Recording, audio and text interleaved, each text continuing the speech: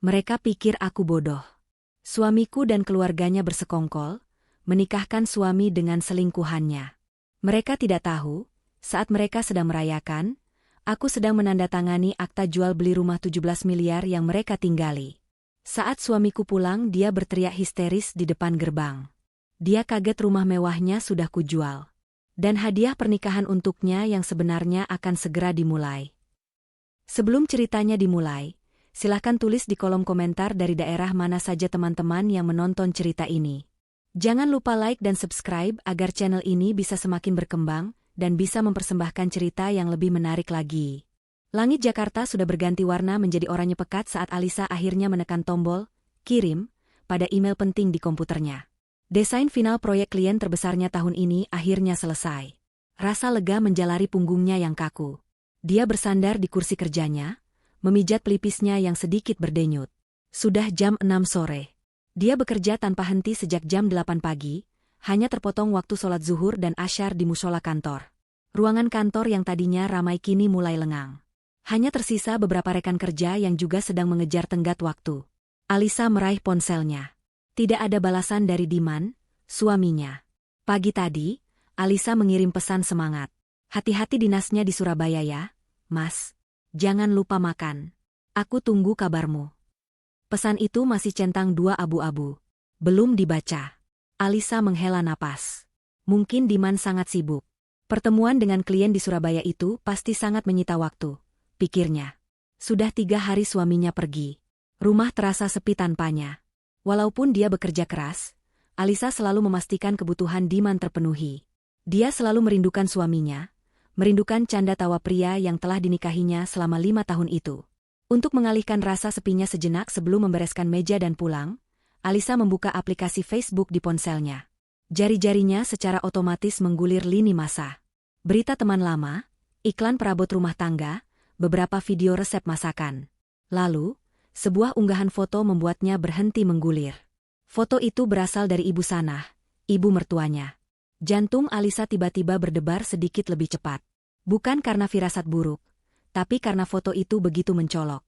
Foto itu adalah foto pernikahan. Di foto itu, Diman, suaminya, berdiri gagah memakai baju pengantin pria berwarna putih gading. Di sampingnya, seorang wanita yang sangat Alisa kenali, Indri, rekan kerja junior Diman di kantor yang berbeda, tersenyum lebar. Indri memakai gaun pengantin yang serasi, lengkap dengan riasan tebal. Mereka berdua memegang sebuah buku nikah. Yang lebih mengejutkan adalah orang-orang di sekitar mereka. Ada Ibu Sanah yang berdiri tepat di sebelah Diman, memeluk putranya dengan bangga. Ada adik ipar Alisa, para bibi, dan paman dari keluarga Diman. Semuanya tersenyum bahagia ke arah kamera, berpose di sebuah ruangan yang didekorasi dengan bunga-bunga segar. Tangan Alisa mulai gemetar. Ini pasti salah. Mungkin ini foto lama, mungkin ini acara syukuran, tapi pakaiannya adalah pakaian pengantin. Alisa membaca keterangan foto yang ditulis oleh Ibu Sanah. Kalimatnya singkat, namun terasa seperti tamparan keras di wajah Alisa. Semoga samawa anakku sayang, di mana Indri. Akhirnya halal juga. Dunia Alisa seakan berhenti berputar. Udara di ruangan berpendingin itu tiba-tiba terasa pengap. Suara ketikan keyboard dari rekan kerjanya di seberang ruangan terdengar mendengung jauh. Akhirnya halal juga. Kata, akhirnya, itu menyiratkan sebuah proses panjang yang disembunyikan darinya. Ini bukan kecelakaan. Ini bukan perjodohan mendadak. Ini adalah sesuatu yang sudah lama terjadi.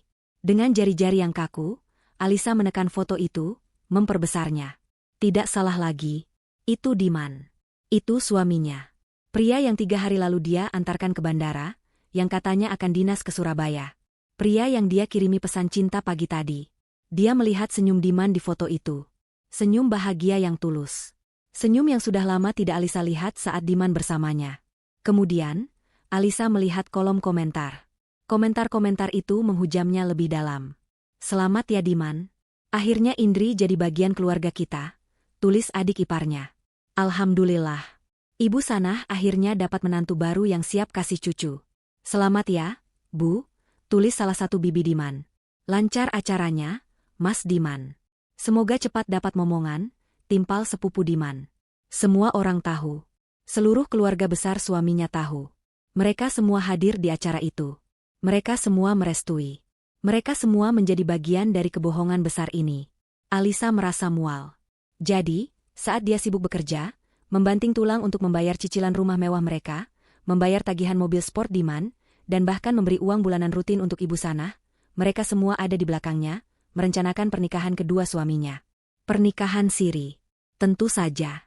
Diman tidak mungkin berani menceraikannya atau meminta izin menikah lagi. Karena Diman tahu, hampir semua aset besar mereka adalah atas nama Alisa. Rumah yang mereka tinggali, rumah seharga 17 miliar di kawasan elit, adalah rumah yang Alisa beli menggunakan bonus besar dari perusahaannya beberapa tahun lalu. Meskipun Diman merengek agar rumah itu atas nama bersama, Alisa, yang dididik ayahnya untuk cerdas secara finansial, bersikeras rumah itu atas namanya sendiri. Diman akhirnya setuju, dengan syarat mobil mewah terbaru harus atas nama Diman. Alisa menuruti. Kini, semua kebaikannya terasa bodoh. Semua cintanya terasa sia-sia. Dia telah dikhianati secara massal. Bukan hanya oleh suaminya, tapi oleh seluruh keluarga yang selama ini dia hormati, yang selalu dia perlakukan dengan baik. Rasa sakitnya begitu menusuk, tapi anehnya, tidak ada air mata yang keluar. Yang ada hanyalah rasa dingin yang menusuk. Rasa dingin dari amarah yang murni. Alisa menutup aplikasi Facebook. Dia tidak perlu melihat lebih banyak lagi. Dia tidak perlu konfirmasi. Foto dan komentar itu sudah cukup. Dia menarik napas panjang, berusaha menenangkan tangannya yang masih gemetar. Dia menatap layar komputernya yang menampilkan email terkirim. Proyek selesai. Klien senang. Karirnya cemerlang. Tapi rumah tangganya hancur berkeping-keping. Dia tidak akan membiarkan ini. Dia tidak akan menjadi wanita lemah yang menangis di pojokan. Dia telah bekerja terlalu keras untuk dihancurkan seperti ini. Mereka semua mendukung perbuatan Diman. Mereka semua merayakan pengkhianatan ini. Alisa berdiri. Dia akan membalas mereka. Dia akan membalas mereka semua, saat itu juga. Dia tidak akan menunggu Diman pulang dari Surabaya. Dia akan bertindak sekarang. Alisa membereskan tasnya dengan gerakan yang kaku dan mekanis. Laptop, buku catatan, dompet. Rekan kerjanya yang terakhir, seorang wanita muda bernama Sinta, menatapnya. Mbak Alisa, pucat banget? Sakit? Alisa menoleh, mencoba memasang senyum tipis, namun gagal. Nggak apa-apa, Sin. Cuma kecapean. Aku duluan, ya. Dia berjalan keluar dari ruangan kantornya, langkahnya tegap. Sepanjang perjalanan di lift menuju basement, pikirannya berputar cepat. Dia tidak memikirkan rasa sakit hatinya. Dia memikirkan langkah-langkah apa yang harus diambil. Logikanya, yang biasa dia gunakan untuk memecahkan masalah klien, kini bekerja penuh untuk menyelamatkan dirinya sendiri. Di dalam mobilnya yang terparkir di basement, dia tidak langsung menyalakan mesin. Dia duduk terdiam dalam keheningan. Dia butuh satu konfirmasi lagi. Bukan dari foto, tapi dari suara. Dia harus mendengar sendiri bagaimana mereka akan meresponsnya. Tangannya mencari kontak Ibu Sanah. Dia menekan tombol panggil. Telepon berdering 3 kali. Kemudian terdengar suara Ibu Sanah, riang dan penuh kemenangan. Assalamualaikum. Lis, tumben telepon jam segini? Kamu lembur lagi ya? Suara Alisa datar, dingin, dan tanpa emosi. Waalaikumsalam, Bu. Ibu sedang di mana? Kelihatannya sedang ramai. Terdengar tawa kecil di seberang sana. Tawa yang biasanya Alisa anggap ramah, kini terdengar seperti ejekan. Oh, ini? Iya, lagi kumpul keluarga. Ada syukuran kecil-kecilan di rumah. Syukuran? Ulang Alisa. Syukuran pernikahan Diman dan Indri? Keheningan sesaat. Alisa bisa membayangkan Ibu Sanah terkejut, karena dia tahu begitu cepat. Tapi kemudian, nada suara ibu mertuanya berubah. Tidak ada lagi kepura-puraan. Yang ada hanya nada sinis dan merendahkan. Oh, kamu sudah lihat Facebook ibu, ya? Baguslah. Ibu kira kamu sibuk kerja sampai tidak punya waktu lihat media sosial. Jadi, ibu tidak perlu repot-repot menjelaskan lagi ke kamu. Dada Alisa sesak. Jadi benar. Kenapa, Bu? Kenapa kalian semua tega melakukan ini di belakang saya? Tega? Ibu Sanah tertawa lagi, kali ini lebih keras. Kamu yang tega, Alisa. Kamu tega sama anak ibu. 5 tahun menikah, apa yang kamu kasih ke Diman? Kamu mandul. Kamu tidak bisa kasih cucu buat keluarga ini. Diman itu anak laki-laki satu-satunya, dia butuh keturunan. Dia butuh penerus. Kata, mandul, itu menusuk tajam. Mereka tidak pernah memeriksakan diri secara medis. Diman selalu menolak, mengatakan dia sibuk. Alisa yang selalu disalahkan. Tapi, kenapa harus menikah siri? Kenapa tidak dibicarakan baik-baik? Bicara baik-baik sama kamu? Buat apa? Kamu pasti tidak akan izinkan. Kamu itu wanita karir yang egois. Mementingkan pekerjaanmu daripada suami. Lihat Indri. Dia wanita baik-baik, syalihah, dan yang paling penting, dia subur. Dia sudah hamil 2 bulan, anak Diman. Daripada anak ibu berbuat zina terus-menerus sama Indri, ya lebih baik ibu suruh mereka menikah. Halal. Kan? Kamu kan wanita berhijab, harusnya kamu paham konsep poligami. Kamu harusnya ikhlas. Dukung suami kamu. Hamil 2 bulan. Jadi perselingkuhan ini sudah berjalan berbulan-bulan, mungkin bertahun-tahun. Dinas luar kota, yang sering dilakukan Diman, semua kebohongannya. Dan ibu mertuanya, bukan hanya tahu, dia yang merencanakan. Jadi, ibu yang merencanakan semua ini? Tanya Alisa, suaranya nyaris berbisik. Tentu saja, jawab ibu Sanah bangga. Ibu yang carikan Indri untuk Diman. Wanita yang tahu kodratnya sebagai istri, melayani suami dan memberi anak.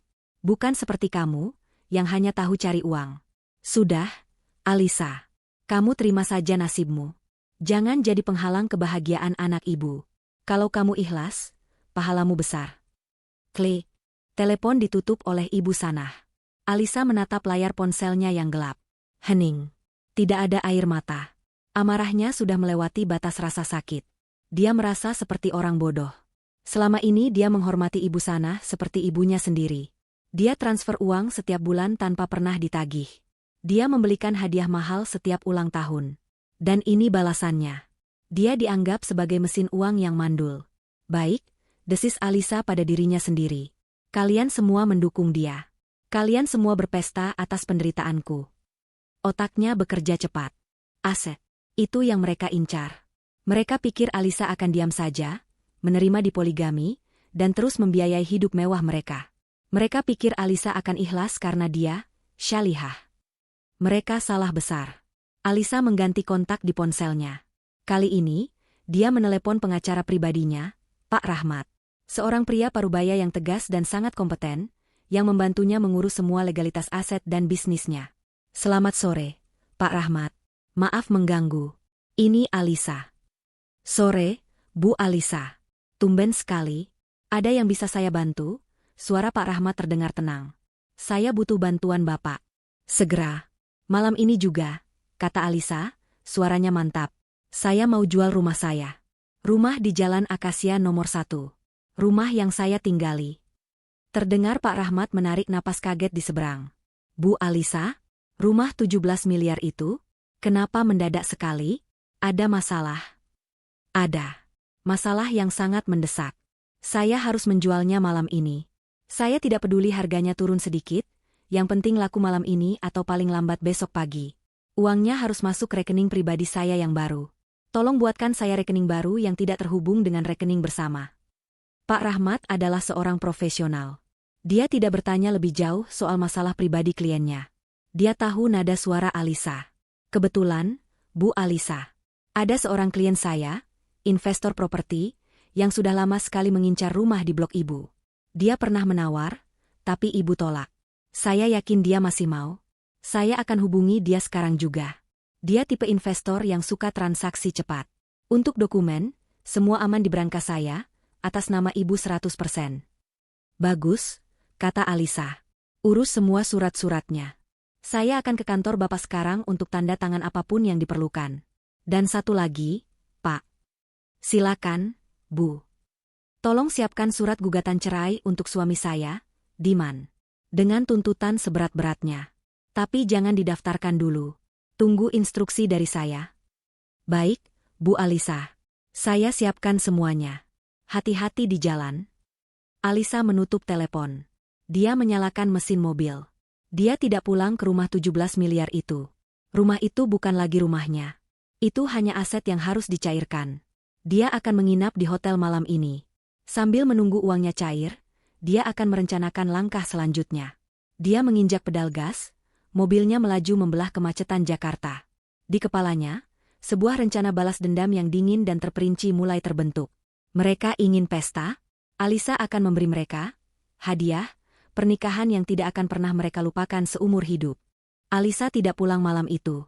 Dia langsung menuju sebuah hotel bintang 5 yang lokasinya tidak jauh dari kantor pengacaranya, Pak Rahmat.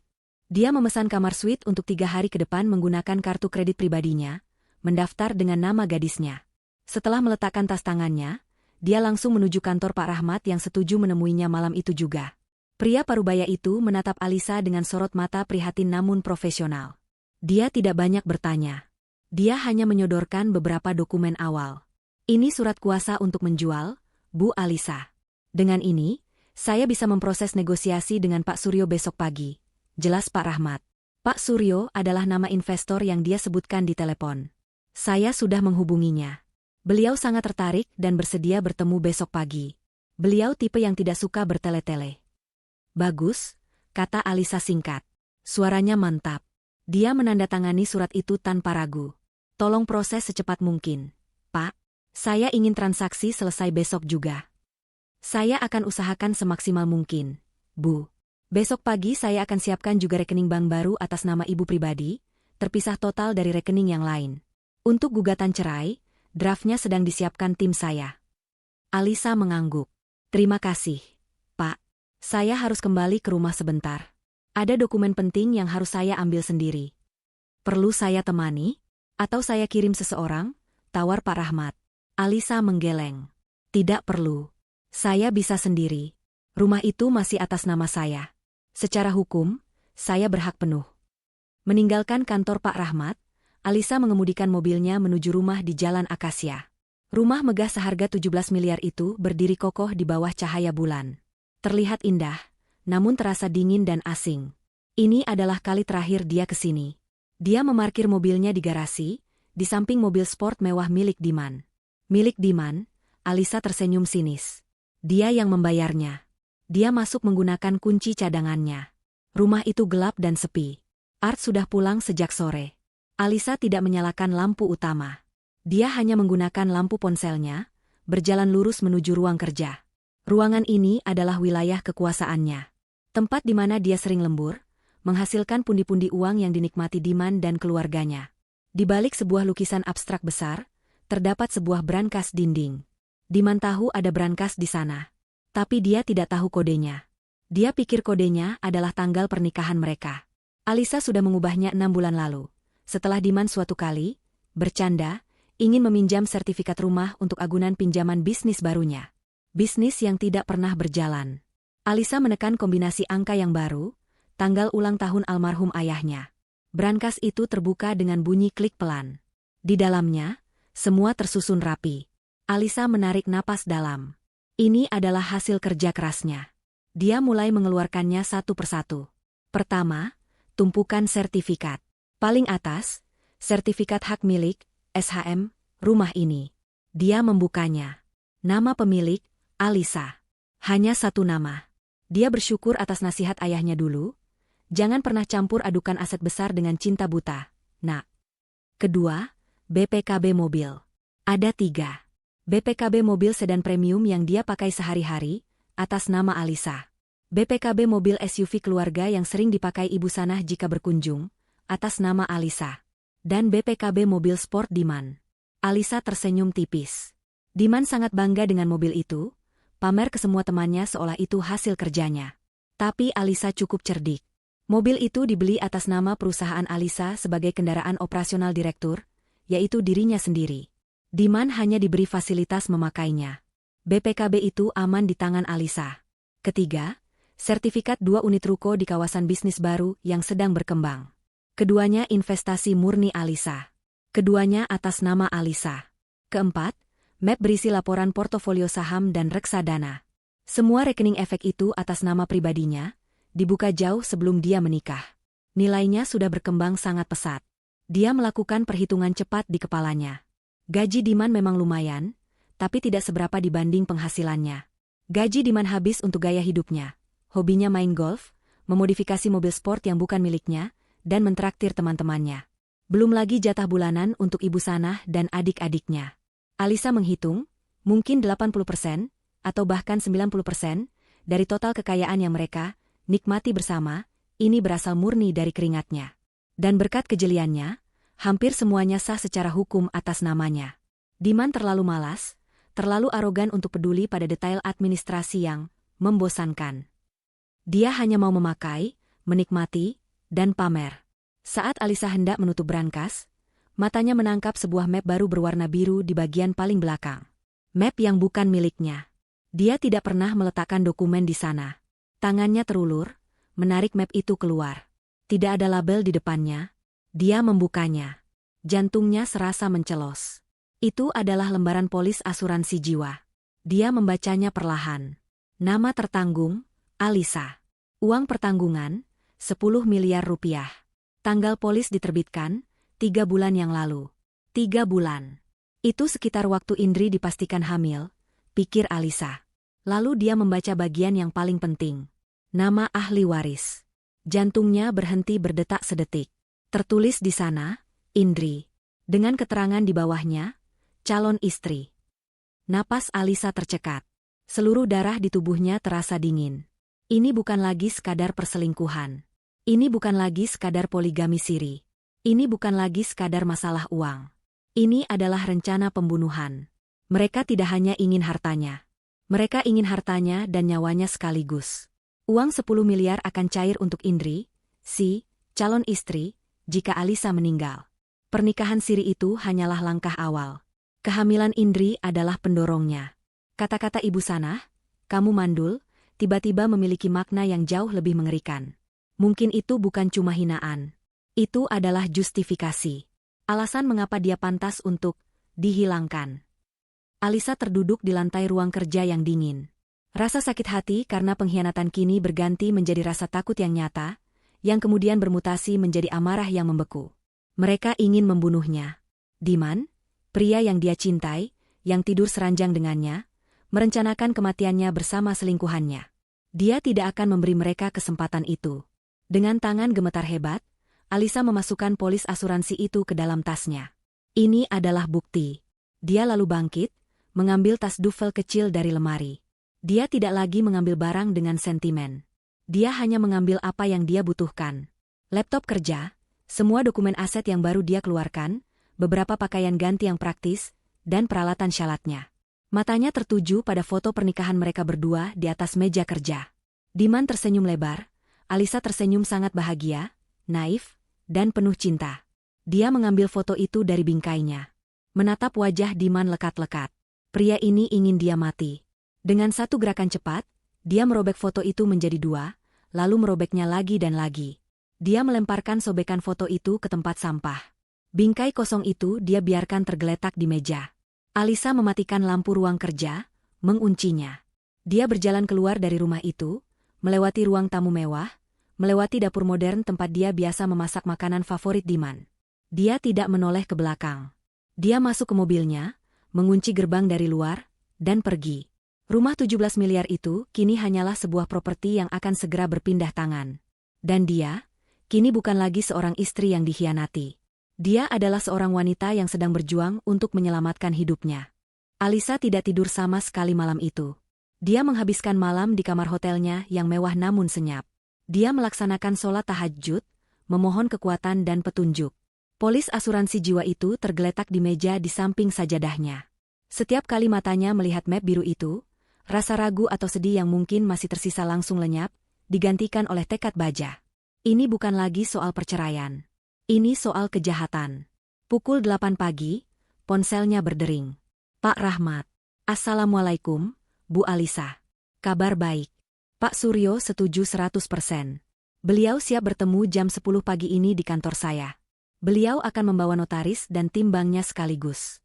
Beliau ingin transaksi selesai hari ini juga, persis seperti permintaan Ibu. Waalaikumsalam. Baik, Pak. Saya akan ke sana jam 10. Terima kasih banyak, jawab Alisa, suaranya tenang dan terkendali. Dia bersiap. Dia memilih pakaian kerja terbaiknya. Blazer hitam yang pas di badan, dipadu dengan kemeja putih bersih dan hijab berwarna abu-abu tua yang elegan. Riasannya tipis, hanya untuk menutupi jejak malam tanpa tidur. Saat dia bercermin, Yang menatap balik bukanlah Alisa yang patah hati. Itu adalah Alisa sang direktur, seorang negosiator ulung yang dingin dan fokus. Pukul 10:05, dia tiba di kantor Pak Rahmat. Pak Suryo, seorang pria berperawakan tegap berusia 50-an, sudah menunggunya. Dia didampingi oleh 2 orang pengacara dan seorang notaris. Pertemuan itu berlangsung cepat dan efisien. Ibu Alisa, saya turut prihatin mendengar Anda harus menjual rumah itu mendadak, kata Pak Suryo, suaranya berat dan penuh wibawa. Tapi saya tidak akan basa-basi. Saya sudah lama mengincar properti di blok itu. Pak Rahmat bilang Anda ingin cepat. Saya juga. Saya tidak akan menawar. Harga 17 miliar saya setuju. Tim saya sudah memeriksa legalitasnya pagi ini, semuanya bersih atas nama Ibu. Saya akan bayar lunas hari ini melalui transfer RTGS, dengan syarat akta jual beli kita tanda tangani sebelum jam 2 siang ini, agar bisa langsung didaftarkan perubahannya. Alisa mengangguk. Saya setuju, Pak Suryo. Terima kasih atas pengertian dan efisiensinya. Mari kita lakukan. Selama 2 jam berikutnya, ruangan itu dipenuhi oleh suara kertas yang dibolak-balik dan diskusi hukum antara para pengacara. Alisa duduk tenang, membaca setiap klausul dengan teliti. Dia fokus. Pukul 1 siang, semua dokumen siap. Di depan notaris, Alisa menandatangani akta jual beli. Tangannya tidak bergetar sedikit pun. Saat pena itu tergores di atas kertas, dia tidak merasakan kehilangan. Dia merasakan kebebasan. Dia baru saja melepaskan sebuah beban besar. Beban rumah yang penuh kenangan palsu dan rencana jahat.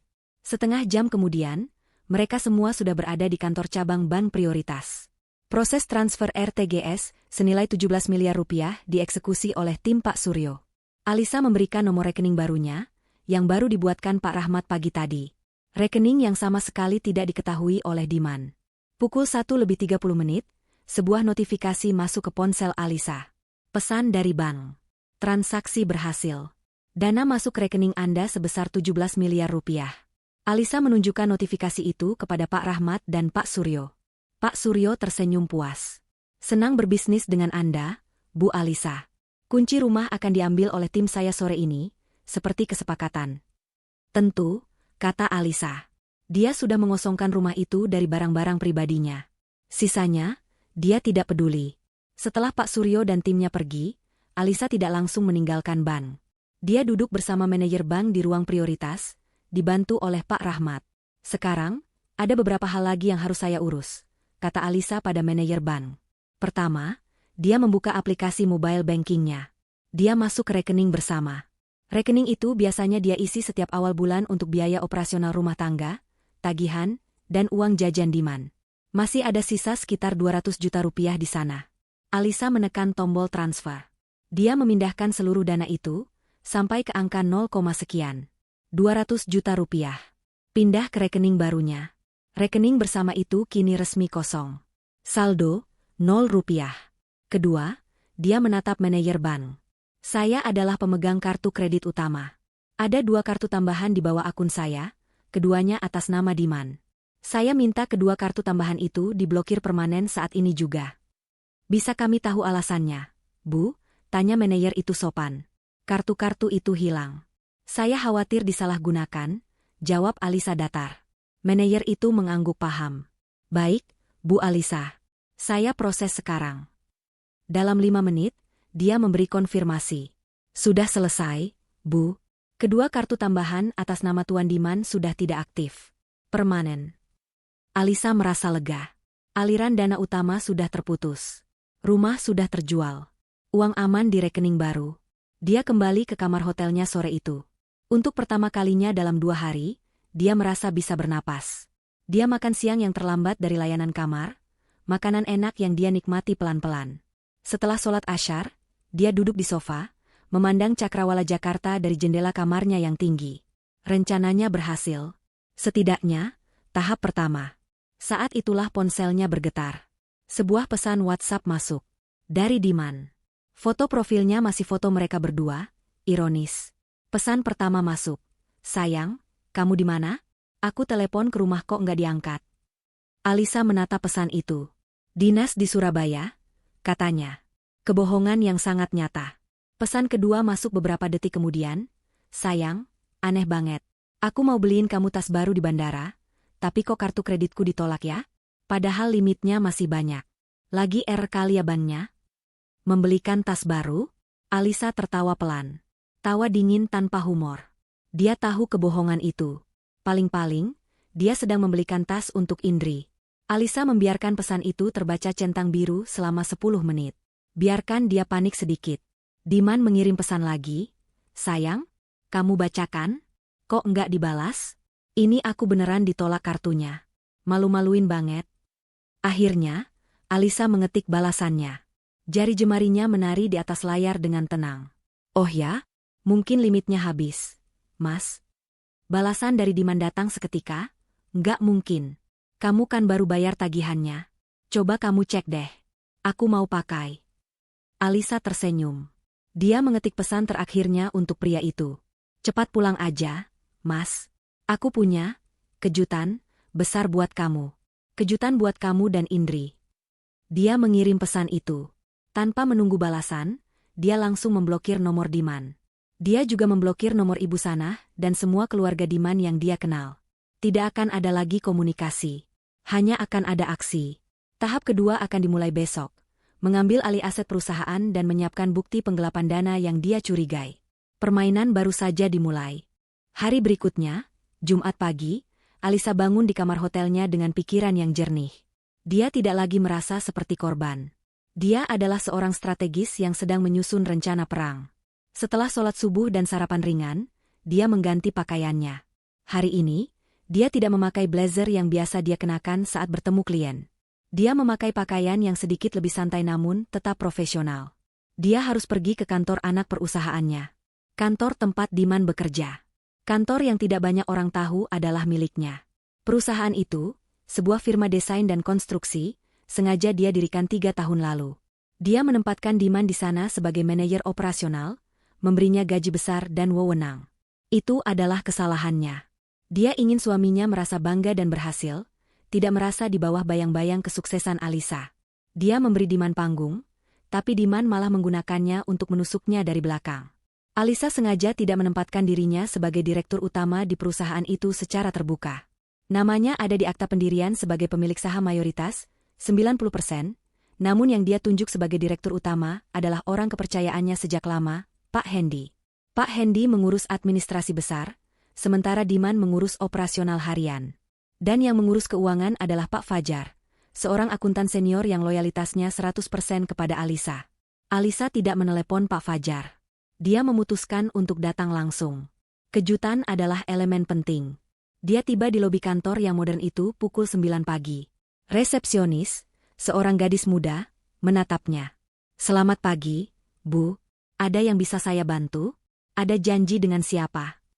Saya mau bertemu Pak Fajar. Bilang saja Alisa. Maaf, Bu Alisa. Ibu Alisa siapa? Ya? Sudah ada janji? Alisa tersenyum tipis. Bilang saja Alisa. Ini darurat. Dia akan mengerti. Resepsionis itu menelepon dengan ragu. Beberapa detik kemudian, matanya membelalak. Baik, Bu. Silakan langsung ke lantai 5. Pak Fajar akan menunggu ibu di depan lift. Benar saja. Saat pintu lift terbuka di lantai 5, Pak Fajar sudah berdiri di sana dengan wajah pucat dan tegang. Dia adalah pria berusia akhir 40-an yang sangat teliti. Bu Alisa, tumben sekali. Ada apa, Bu? Apa ada masalah? Ada masalah besar, Pak Fajar. Dan saya butuh bantuan Bapak, kata Alisa sambil berjalan melewatinya. Ruangan Bapak. Sekarang. Kunci pintunya.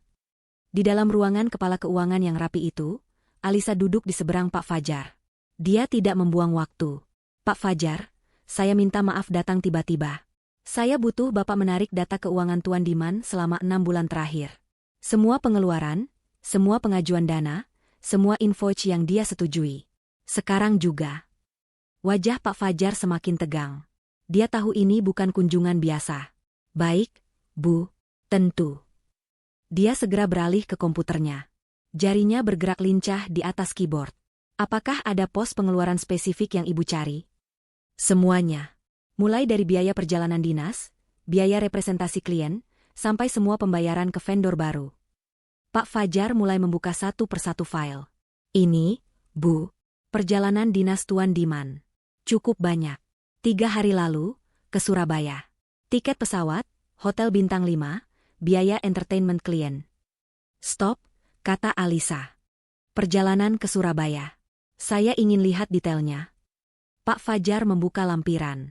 Benar saja. Tiket pesawat, tagihan hotel, semua dibayar oleh perusahaan. Ini laporannya, Bu, kata Pak Fajar. Alisa mengeluarkan ponselnya. Dia membuka riwayat obrolannya dengan Diman. Dia menunjukkan layar itu pada Pak Fajar. Baca ini, Pak.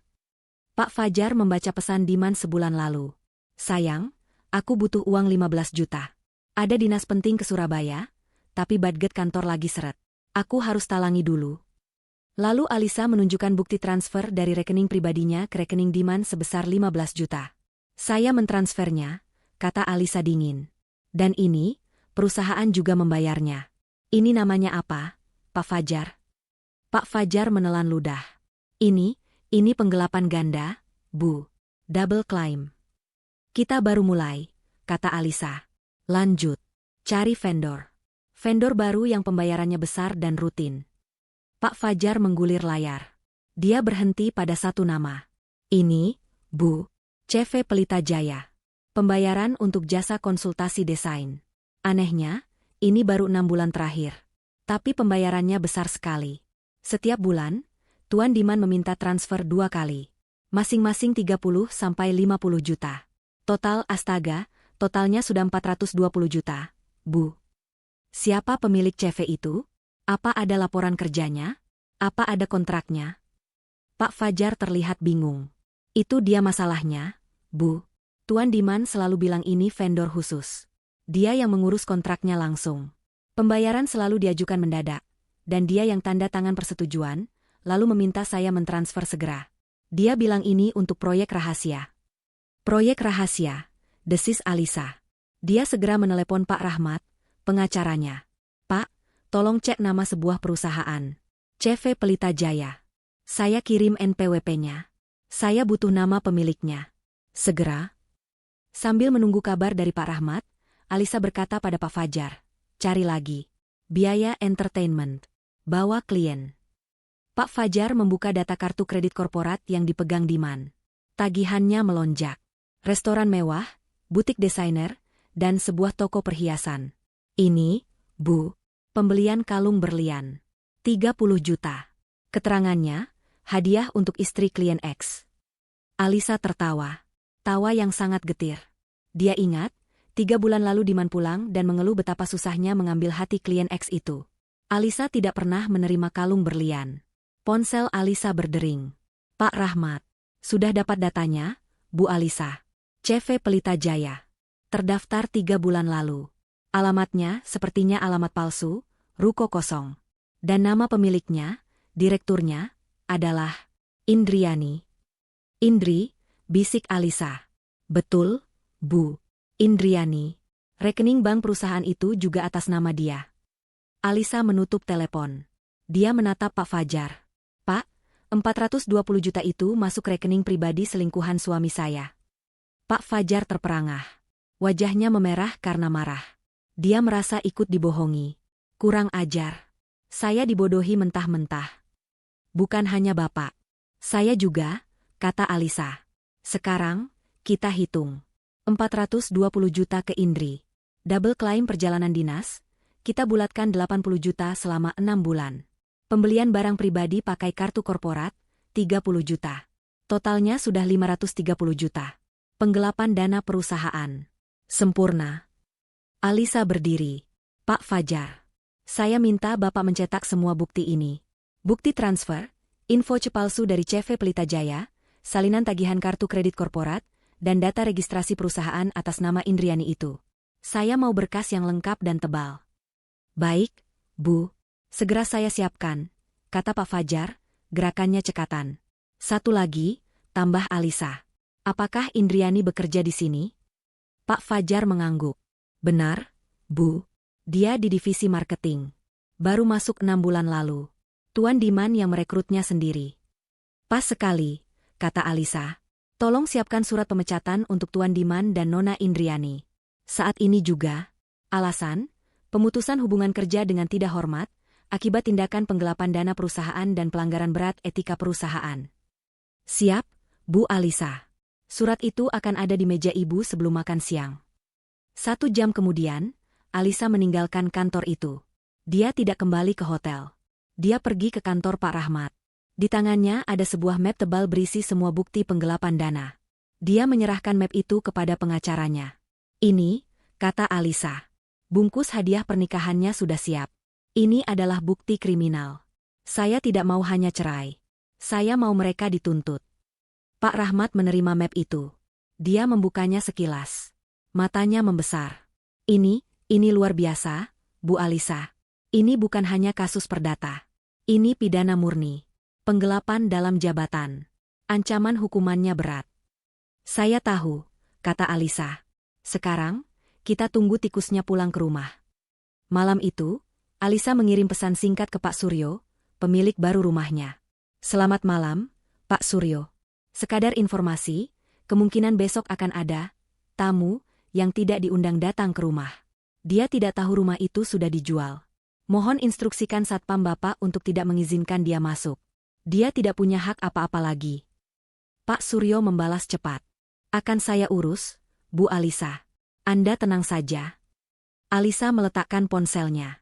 Dia sudah menjual rumah, mengamankan uang 17 miliar, memblokir kartu kredit, dan mengumpulkan bukti kejahatan 500 juta. Dia juga memiliki polis asuransi jiwa 10 miliar sebagai bukti niat membunuh. Hadiahnya sudah terbungkus rapi. Sekarang, dia hanya perlu menunggu Diman dan Indri datang untuk mengambilnya. Sabtu siang. Cuaca Jakarta sangat terik. Sebuah taksi online berhenti tepat di depan gerbang megah rumah di Jalan Akasia. Pintu belakang terbuka. Diman keluar lebih dulu, wajahnya kusut dan kusam. Dia membanting pintu taksi. Di belakangnya, Indri turun dengan susah payah, menyeret koper besarnya sambil mengeluh. Mas, panas banget. Kenapa sih kita nggak dijemput sopir? Katanya kamu punya sopir pribadi, rengek Indri. Baju mahalnya tampak lecek. Bulan madu macam apa ini? Pulang-pulang kepanasan. Diam kamu, bentak Diman. Pusing aku dengarnya. Diman sedang dalam suasana hati yang sangat buruk. Rencana, bulan madu, 3 harinya di Bali bersama Indri, yang dia sebut sebagai Dinas Surabaya ke Alisa, berubah jadi bencana di hari terakhir. Kartu kredit korporatnya ditolak saat mau membayar tagihan hotel. Kartu kredit pribadinya, yang biasa dibayar Alisa, juga ditolak. Dia terpaksa menguras habis sisa uang tunai di dompetnya dan tabungan Indri untuk membayar tagihan. Dia harus pulang naik taksi dari bandara. Malu sekali. Dan Alisa, istrinya itu benar-benar aneh. Mengirim pesan soal kejutan, lalu nomornya tidak bisa dihubungi sama sekali. Nomor ibu Sanah dan keluarganya juga diblokir. Diman mendengus. Paling-paling Alisa sedang marah-marah kecil. Nanti juga luluh kalau dia pulang. Dia sudah menyiapkan mental untuk menghadapi amarah Alisa. Dia akan bilang, aku terpaksa, Liz. Indri hamil. Kamu harus ikhlas. Dia berjalan ke gerbang, merogoh remote dari sakunya. Dia menekannya. Klik. Tidak ada reaksi. Gerbang tetap tertutup rapat. Dia menekannya lagi. Berkali-kali. Tetap diam. Sialan. Remotenya mati, umpat Diman.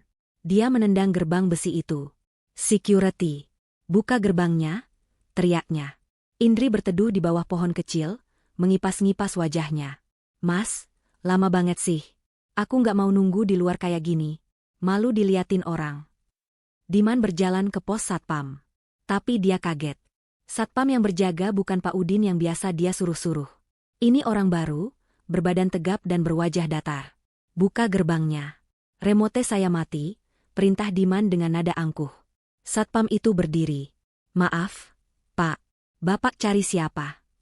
Diman melotot. Cari siapa? Ini rumah saya. Kamu satpam baru, ya? Buka gerbangnya. Maaf, Pak, kata satpam itu lagi, suaranya tegas. Rumah ini milik Tuan Suryo. Sudah serah terima sejak kemarin. Bapak tidak ada dalam daftar tamu. Darah Diman serasa berhenti mengalir. Suryo? Siapa Suryo? Ini rumah saya, rumah Diman dan Alisa. Kamu jangan macam-macam. Saya hanya menjalankan perintah, Pak. Rumah ini sudah dijual oleh pemilik sebelumnya, Ibu Alisa. Sekarang Tuan Suryo pemiliknya. Silakan Bapak pergi sebelum saya panggil keamanan komplek. Dijual? Suara Diman naik 1 oktav. Nggak mungkin. Bohong. Alisa nggak mungkin berani jual rumah ini tanpa izin saya. Mas. Indri yang mendengar itu langsung berlari menghampiri. Kopernya dia tinggalkan. Apa maksudnya dijual? Mas? Ini rumah kita, kan? Kamu bilang ini rumah kamu. Diman panik. Dia menggedor-gedor gerbang besi itu dengan tangannya.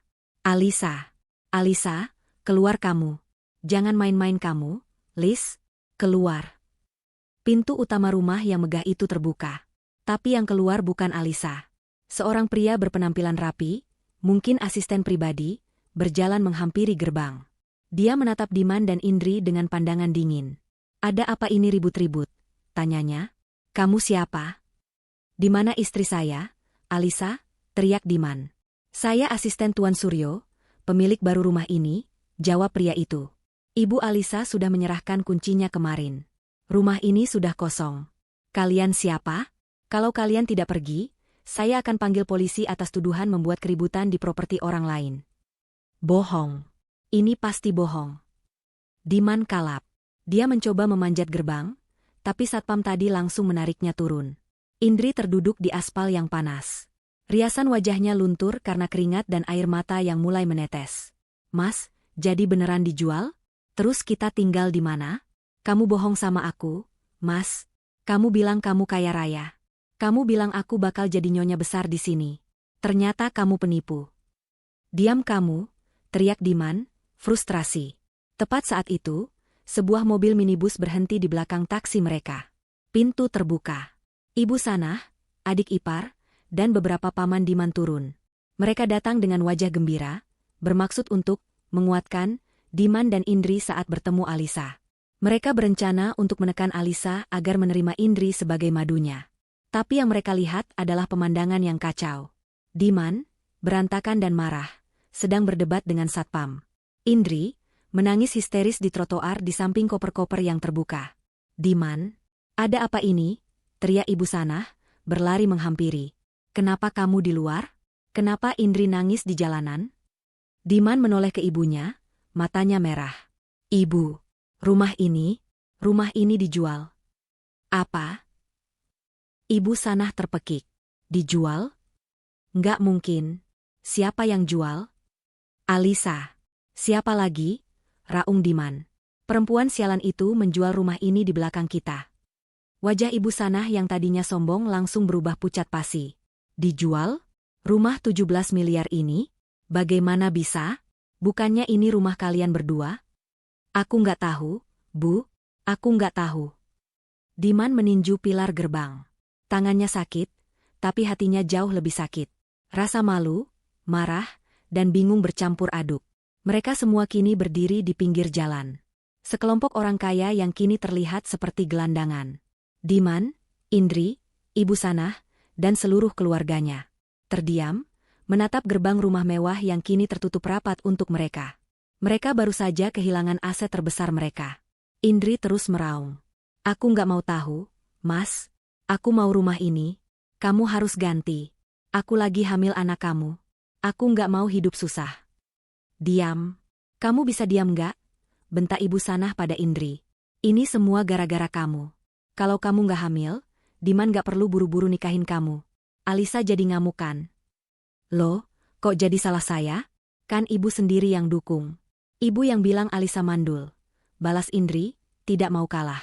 Di tengah keributan itu, Diman terduduk lemas di trotoar, di samping Indri. Dia memegangi kepalanya yang serasa mau pecah. Habis sudah. Rumahnya hilang. Dia tidak punya uang. Kartu kredit diblokir. Dan dia terjebak dengan istri baru yang histeris dan ibu yang menyalahkannya. Dia tidak tahu bahwa ini barulah permulaan dari mimpi buruknya. Histeria adalah kata yang terlalu sederhana untuk menggambarkan pemandangan di depan rumah nomor 1 Jalan Akasia siang itu. Ibu Sanah, yang tadinya datang dengan dada dibusungkan penuh kemenangan, kini terduduk lemas di trotoar panas. Wajahnya pucat pasi, mulutnya komat kamit. Hilang. Hilang semua. Rumah 17 miliar. Indri, di sisi lain, telah beralih dari tangisan manja menjadi amukan. Dia berdiri dan menendang koper Diman. Penipu. Kamu bilang kamu kaya. Kamu bilang aku bakal jadi nyonya besar. Ternyata ini, kita diusir dari rumah. Kamu bahkan gak punya rumah. Mas, kamu bohong sama aku. Diam kamu, bentak Ibu Sanah, tenaganya mendadak kembali. Dia berdiri dan menunjuk wajah Indri. Ini semua gara-gara kamu, perempuan gatal. Kalau kamu tidak menggoda anakku, Alisa tidak akan semarah ini. Kamu pembawa sial. Kok jadi salah saya? Indri balas berteriak, tidak peduli lagi pada citranya. Ibu kan yang paling semangat jodohin saya sama Mas Diman. Ibu yang bilang Alisa mandul. Ibu yang bilang saya menantu idaman karena saya subur. Sekarang ibu nyalahin saya? Ibu itu sama saja matrenya. Kurang ajar kamu ya. Mas Diman, bela aku dong. Indri menarik-narik lengan baju Diman. Tapi Diman tidak merespons. Dia berdiri kaku, menatap gerbang yang tertutup rapat. Pikirannya berputar 1000 mil per jam. Alisa menjual rumah. Itu fakta. Dia tidak mungkin bisa masuk. Satpam dan asisten tadi terlihat sangat serius. Dia harus pergi dari sini. Mal. Beberapa mobil tetangga yang lewat terlihat melambat. Penumpangnya menatap penuh rasa ingin tahu. Ini memalukan. Dia, Diman, yang dikenal sebagai eksekutif muda sukses, kini berdiri di pinggir jalan seperti gelandangan, diapit oleh istri baru yang histeris dan ibu yang marah-marah. Uang. Dia butuh uang. Dia harus membawa mereka pergi. Ke hotel. Atau ke apartemen Indri. Ya, apartemen. Setidaknya mereka punya tempat berteduh. Tapi untuk ke sana, dia butuh uang. Dia butuh memesan taksi. Diman merogoh sakunya. Dompetnya tipis. Hanya ada sisa beberapa lembar ratusan ribu, sisa uang tunai yang dia ambil sebelum berangkat, bulan madu. Tidak akan cukup untuk membayar hotel, bahkan untuk taksi pun mepet. Kartu kreditnya diblokir. Itu artinya Alisa sudah bertindak.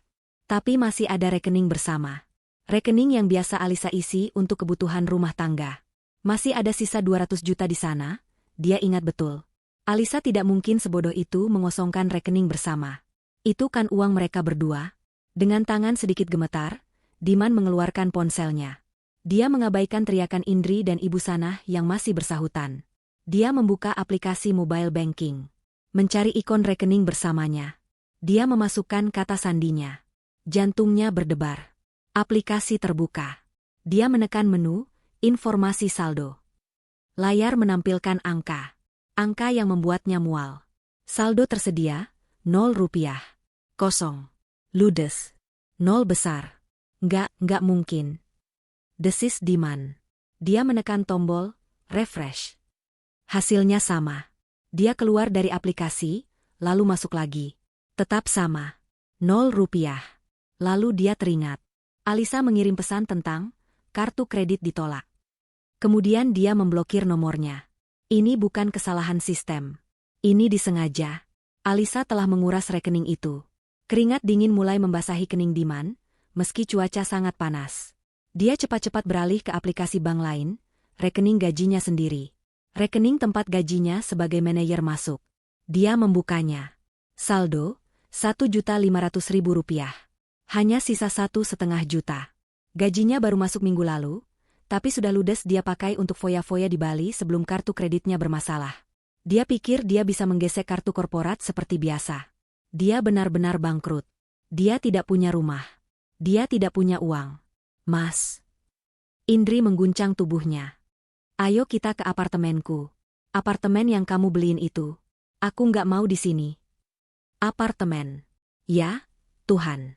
Apartemen. Diman teringat sesuatu. Dia membeli apartemen kecil tipe studio itu 6 bulan lalu. Tapi uangnya dia mencicilnya. Dan uang mukanya dia menggunakan sebagian dari. Diman tiba-tiba merasa sangat takut. Dia tidak ingat persis dia pakai uang apa. Dia sering memutar uang kantor. Uang dari vendor. Dia yakin Alisa tidak tahu soal itu. Iya, kita ke apartemen, kata Diman dengan suara serak. Dia harus menenangkan situasi. Dia harus memesan taksi. Dia membuka aplikasi pemesanan. Tepat saat dia akan menekan tombol pesan, sebuah sepeda motor berhenti di depan mereka. Seorang kurir berjaket hijau turun, menenteng sebuah kotak besar yang dibungkus dengan sangat indah. Kertas kado berwarna perak metalik dengan pita satin hitam yang besar. Sangat mewah. Permisi. Paket untuk Tuan Diman dan Nyonya Indri? Tanya kurir itu, membaca label di atas kotak. Diman, Indri, dan Ibu Sanah serentak menoleh. Mereka terdiam. Nyonya Indri, ulang kurir itu. Sah saya, jawab Indri ragu-ragu, maju selangkah. Benar ya, Tuan Diman dan Nyonya Indri. Alamatnya di sini, Jalan Akasia nomor 1. Mohon tanda tangan, kata kurir itu, menyodorkan ponselnya. Diman menandatanganinya dengan kaku. Kurir itu menyerahkan kotak besar yang ternyata cukup berat itu ke tangan Diman, lalu segera pergi. Kini, mereka bertiga, bersama rombongan keluarga yang lain, berdiri di trotoar, menatap sebuah kotak kado mewah. Dari siapa? Tanya adik ipar Diman, yang sedari tadi hanya diam. Indri melihat sebuah kartu kecil yang terikat di pita. Dia mengambilnya. Ada tulisan tangan yang sangat elegan. Tulisan tangan Alisa. Apa isinya? Tanya Ibu Sanah curiga. Jangan-jangan isinya kotoran. Atau bom. Nggak mungkin, Bu, kata Diman. Tapi hatinya juga was-was. Indri membaca tulisan di kartu itu keras-keras. Suaranya sedikit gemetar. Selamat atas pernikahan kalian. Hadiah pernikahan pertama. Silakan dibuka. Hadiah. Dari Alisa. Setelah semua yang terjadi, ini terasa sangat salah. Mungkin dia minta maaf, celetuk Indri, matanya tiba-tiba berbinar. Mungkin isinya perhiasan? Atau cek? Dia sadar dia salah sudah jual rumah, jadi dia kasih kita kompensasi. Buka, perintah Ibu Sanah, rasa serakahnya mengalahkan rasa curiganya. Dengan tangan yang masih gemetar, Diman meletakkan kotak itu di atas koper. Dia menarik pita satin hitam itu. Pitanya terlepas dengan mulus.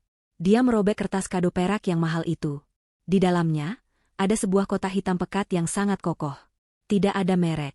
Hanya sebuah kotak hitam polos. Jantung Diman berdebar sangat kencang. Ini adalah ketenangan sebelum badai. Dia bisa merasakannya. Dia mengangkat tutup kotak itu. Si kotak itu tidak seperti yang diharapkan Indri. Tidak ada perhiasan, tidak ada tumpukan uang tunai, apalagi cek. Yang ada hanyalah lapisan kain satin hitam yang lembut. Di atas kain itu, tergeletak 2 amplop putih tebal, bersegel resmi. Kertasnya kaku dan mahal. Di sudut kiri atas, tercetak logo perusahaan tempat Diman bekerja. Firma desain dan konstruksi itu. 1 amplop bertuliskan nama, kepada YTH. Saudara Diman. Amplop kedua bertuliskan nama, kepada YTH. Sdri. Indriani. Napas Diman tercekat. Ini bukan hadiah. Ini surat resmi. Surat? Cuma surat? Pekik Indri kecewa. Dia langsung menyambar amplop dengan namanya. Apa-apaan ini? Diman mengambil amplopnya. Tangannya kaku. Dia merasakan tatapan Ibu Sanah dan seluruh keluarganya tertuju padanya. Dia merobek segelnya dengan kasar. Menarik keluar lipatan kertas di dalamnya. Itu adalah surat. Di atas kop surat resmi perusahaan. Ditandatangani oleh Direktur Utama, Pak Hendi. Diman membacanya. Matanya bergerak cepat menyusuri baris demi baris. Perihal, surat pemutusan hubungan kerja, PHK, dengan tidak hormat. Kepada Saudara Diman, Manajer Operasional. Berdasarkan temuan audit internal, dan menimbang pelanggaran etika berat, serta tindakan asusila yang mencoreng nama baik perusahaan. Jantung Diman serasa diremas. Maka, terhitung sejak tanggal surat ini dikeluarkan, perusahaan secara resmi memutuskan hubungan kerja dengan Saudara Diman dengan status tidak hormat. Saudara tidak berhak atas pesangon, uang penghargaan, atau fasilitas apapun dari perusahaan. Seluruh fasilitas perusahaan, termasuk kendaraan dinas, harus dikembalikan dalam waktu 1x24 jam. Kendaraan dinas. Mobil sport itu. Yang dia kira miliknya. Dipecat? Suara itu bukan dari Diman. Itu adalah jeritan melengking Indri. Dia juga sudah selesai membaca suratnya. Isinya serupa. PHK tidak hormat. Alasan, melanggar etika perusahaan, terlibat hubungan terlarang dengan atasan, dan menjadi bagian dari konspirasi yang merugikan perusahaan. Aku dipecat. Mas, aku dipecat. Indri mengguncang-guncang tubuh Diman. Kertas surat itu terlepas dari tangannya dan melayang jatuh ke aspal. Diman sendiri tidak bisa berkata-kata. Dia dipecat. Dari perusahaan yang dia bantu kelola. Bagaimana bisa Pak Hendi? Apa maksudnya dipecat? Raung Ibu Sanah. Dia merebut surat dari tangan Diman. Dia membacanya dengan cepat, matanya membelalak. PHK? Tidak hormat? Bagaimana bisa? Diman, kamu kan manajer di sana. Kamu kan orang penting. Diman tidak menjawab. Dia menatap kosong ke dalam kotak hitam itu. Matanya menangkap sesuatu yang lain.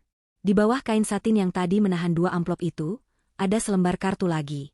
Kartu kecil berwarna gading. Lebih kecil dari kartu ucapan selamat tadi. Dia mengulurkan tangannya yang gemetar, mengambil kartu kecil itu. Ada tulisan tangan Alisa lagi. Rapi, tegas, dan dingin. Dia membacanya dalam hati terlebih dahulu. Oh iya, Diman. Perusahaan itu milikku. Sahamnya 90% atas namaku. Pak Hendy hanya menjalankan perintahku. Kamu baru saja memecat dirimu sendiri dari propertiku. Diman terhuyung.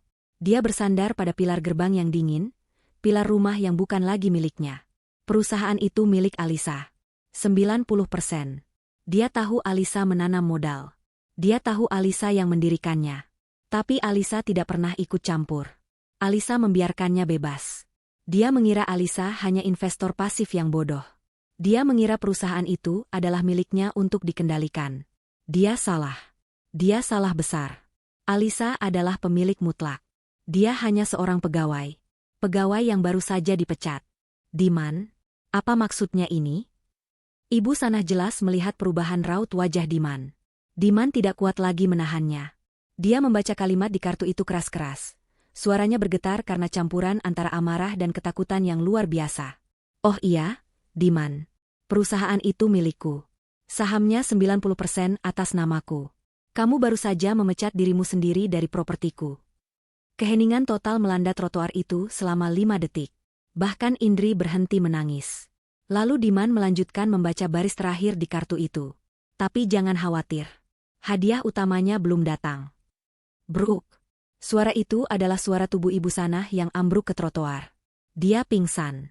Matanya terpejam, wajahnya pucat seperti mayat. Adik ipar dan pamannya panik. Ibu, ibu, bangun, Bu. Mereka berusaha menepuk-nepuk pipi Ibu Sanah. Indri tidak peduli pada ibu mertuanya.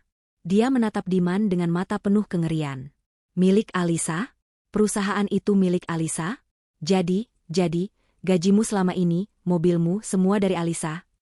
Diman tidak menjawab. Dia meremas kartu itu di tangannya. Kamu nggak punya apa-apa? Jerit Indri lagi, suaranya kini pecah. Kamu miskin. Kamu nggak punya rumah. Kamu nggak punya pekerjaan. Kamu pembohong. Indri menjambak rambutnya sendiri, meraung seperti orang gila. Dia telah mempertaruhkan segalanya untuk menikahi pria ini. Dia hamil. Dan sekarang dia tahu pria itu tidak punya apa-apa.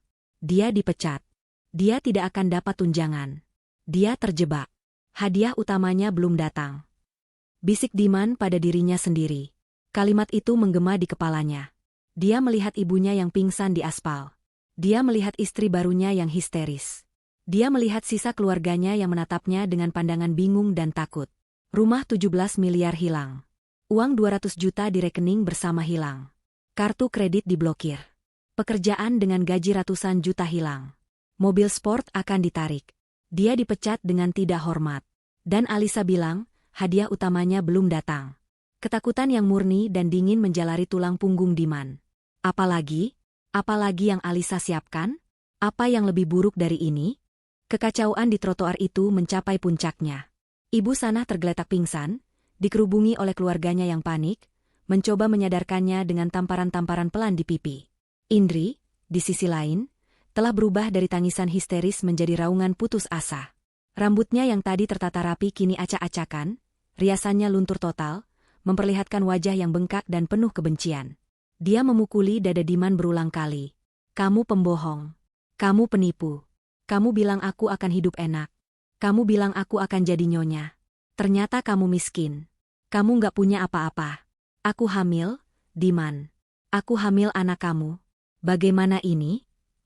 Diman sendiri berdiri mematung. Pikirannya kosong. Kata-kata di kartu kecil itu, perusahaan itu milikku. Dan, hadiah utamanya belum datang, terus berputar di kepalanya seperti kaset rusak. Dia telah kehilangan segalanya dalam hitungan jam. Rumah, uang, pekerjaan, mobil, harga diri.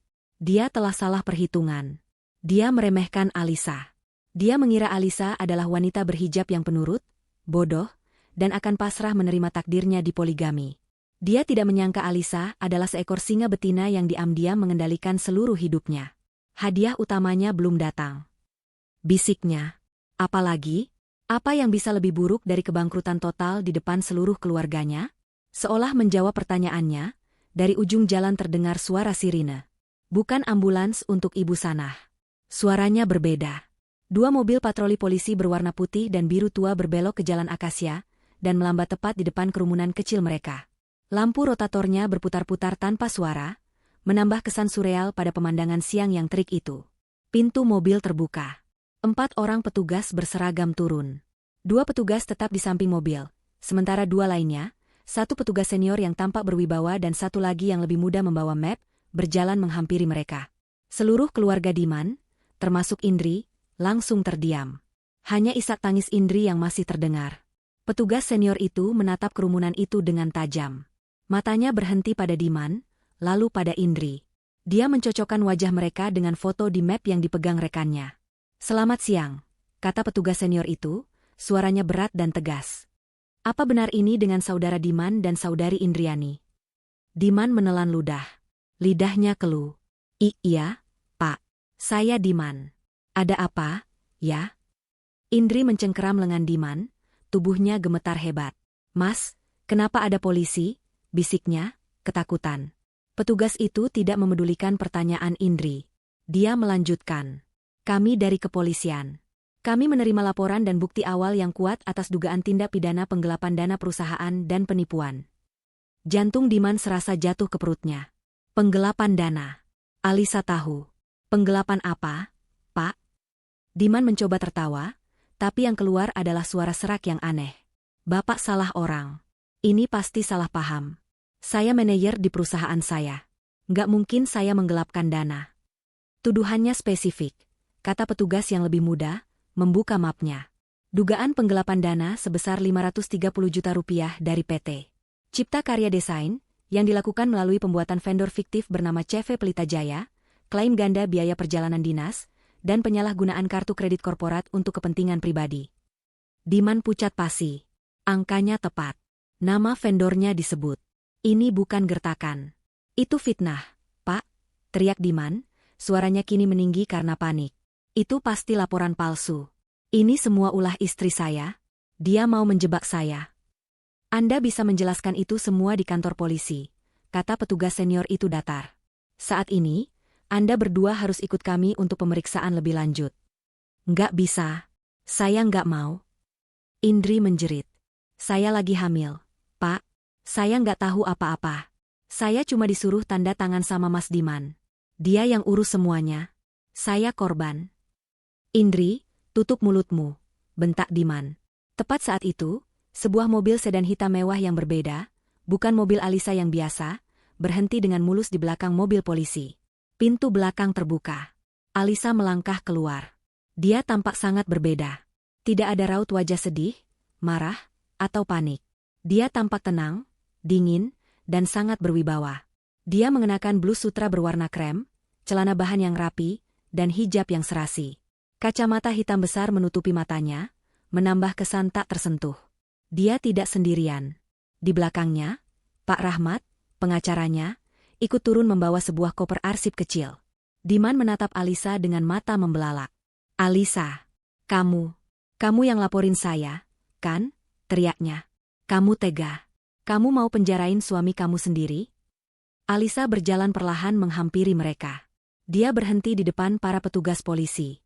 Dia melepas kacamata hitamnya, memperlihatkan matanya yang jernih namun sedingin es. Dia menatap Diman.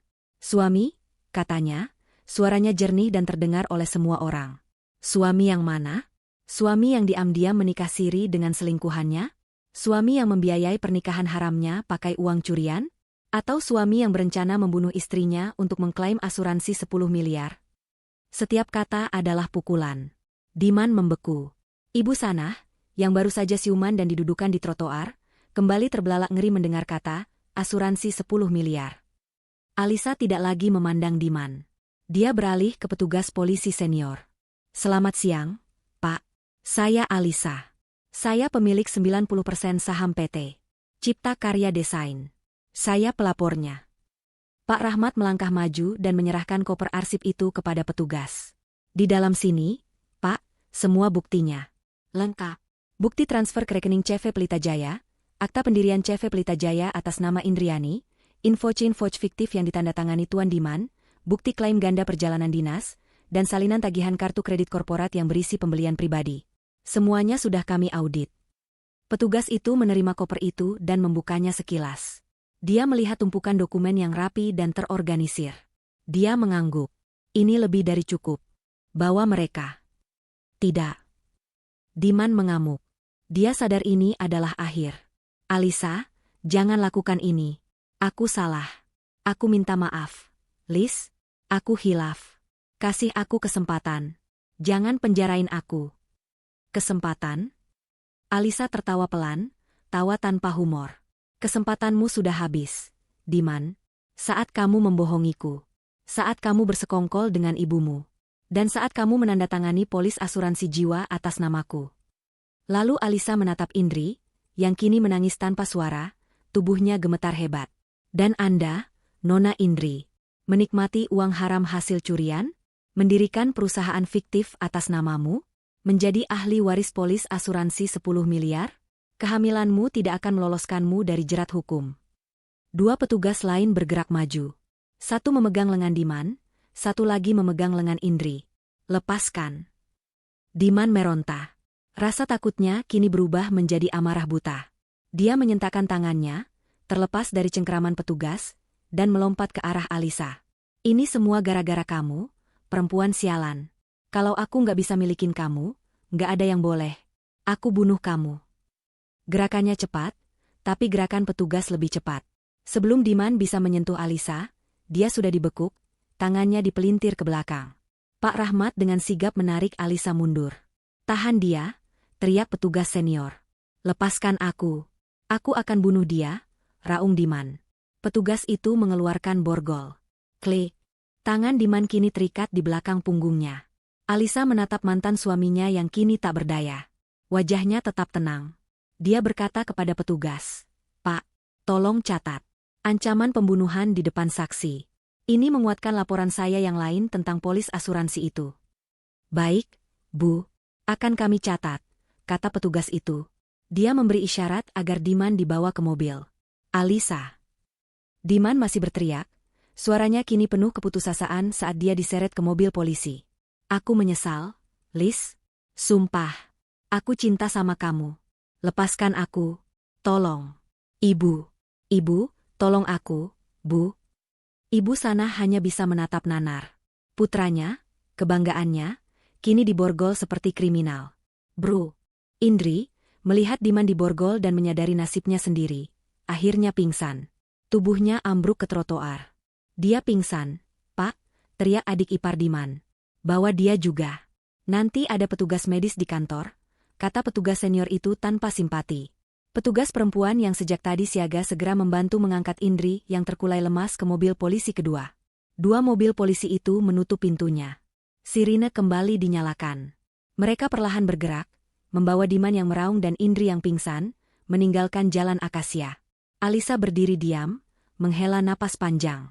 Hadiah utama telah terkirim. Ibu Sanah, dengan sisa tenaganya, merangkak di aspal. Dia menatap Alisa dengan mata penuh kebencian. Kamu iblis berhijab. Kamu hancurkan anakku. Kamu hancurkan keluargaku. Kamu akan dikutuk Tuhan. Alisa menatap ibu mertuanya, mantan ibu mertuanya, untuk terakhir kalinya. Ibu yang menghancurkan putranya sendiri. Saat ibu mendukung keserakahannya. Saat ibu membenarkan pengkhianatannya. Saat ibu ikut merayakan di atas penderitaan saya. Kalian menuai apa yang kalian tabur. Alisa berbalik, memakai kembali kacamata hitamnya. Dia masuk ke mobil mewahnya. Pak Rahmat mengikutinya. Mobil itu melaju dengan tenang, meninggalkan Ibu Sanah yang meraung-raung di trotoar panas, dikelilingi sisa keluarganya yang malu dan hancur. Permainan telah selesai. Alisa telah menang. Proses hukum berjalan cepat dan tanpa ampun. Bukti-bukti yang diserahkan Alisa terlalu kuat untuk dibantah. Berkas yang disiapkan oleh Pak Rahmat dan Pak Fajar begitu rapi, memperlihatkan jejak digital dan aliran dana yang tak terpatahkan.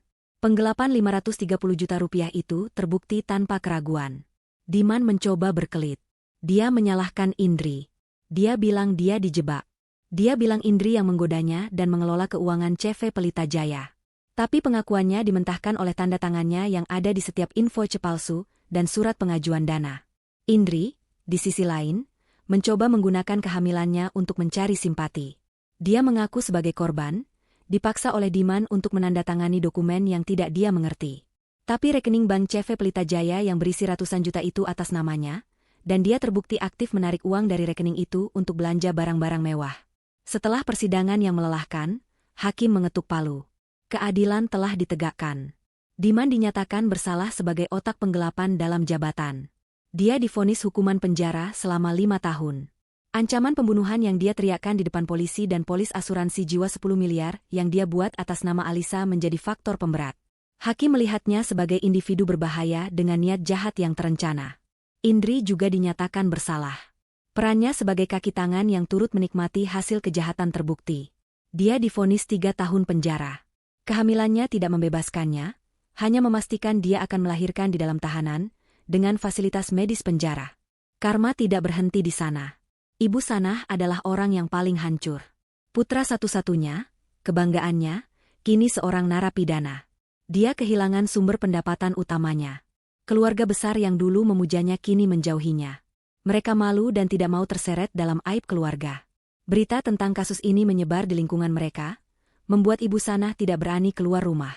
Untuk membiayai pengacara Diman yang mahal, yang pada akhirnya tetap kalah, dia terpaksa menjual rumahnya sendiri. Rumah itu laku dengan harga murah karena dia butuh uang cepat. Dalam setahun, Ibu Sanah jatuh miskin. Dia harus pindah ke sebuah kontrakan sempit di Gang Senggol, hidup sebatang kara, penuh penyesalan dan kebencian.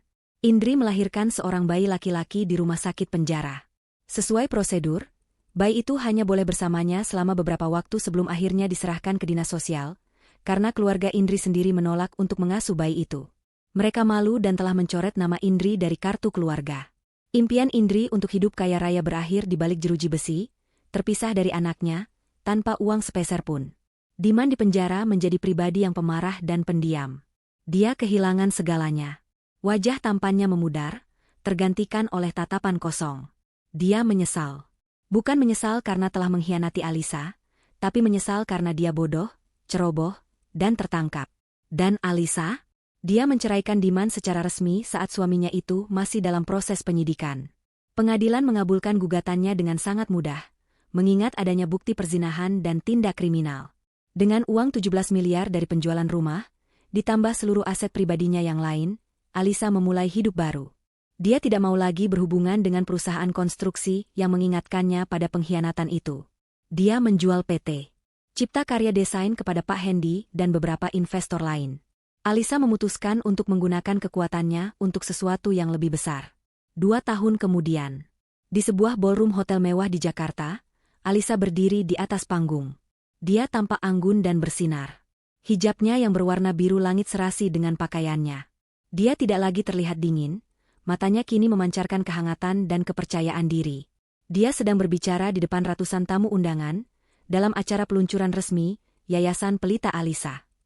Pengkhianatan adalah racun, katanya, suaranya tenang dan menggema.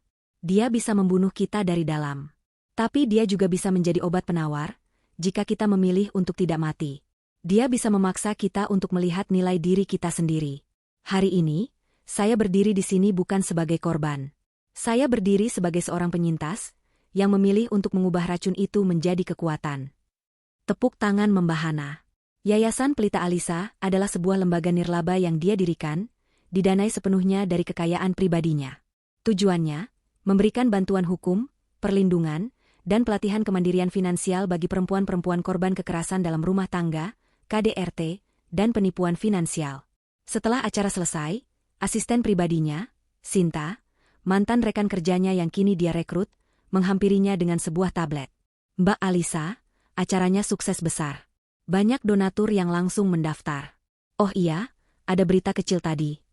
Berita apa? Tanya Alisa sambil menerima secangkir teh hangat. Lelang terakhir rumah kontrakan Ibu Sanah sudah selesai. Dia diusir karena tidak bisa bayar sewa. Sekarang kabarnya dia menumpang di rumah kerabat jauhnya, diurus seperti pembantu, lapor Sinta datar. Dan Indri, permohonan pembebasan bersyaratnya ditolak hakim. Dia dianggap belum menunjukkan penyesalan. Alisa terdiam sejenak. Dia menatap keluar jendela, melihat matahari Jakarta yang mulai terbenam. Tidak ada rasa puas, tidak ada juga rasa kasihan. Yang ada hanyalah rasa netral. Keadilan alam semesta telah berjalan dengan sendirinya. Mereka semua telah menuai apa yang mereka tabur. Baiklah, kata Alisa, akhirnya. Dia berbalik dari jendela, tersenyum pada Sinta. Abaikan berita itu.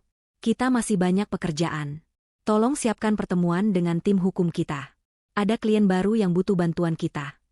Alisa melangkah pergi dari ballroom, dikelilingi oleh orang-orang yang menghormatinya. Dia telah kehilangan seorang suami pengkhianat, tapi dia mendapatkan dirinya sendiri kembali. Dia bebas, dia kaya, dan yang terpenting, dia telah mengubah lukanya menjadi cahaya bagi orang lain. Itu adalah karma terbaik, dan akhir cerita yang paling memuaskan.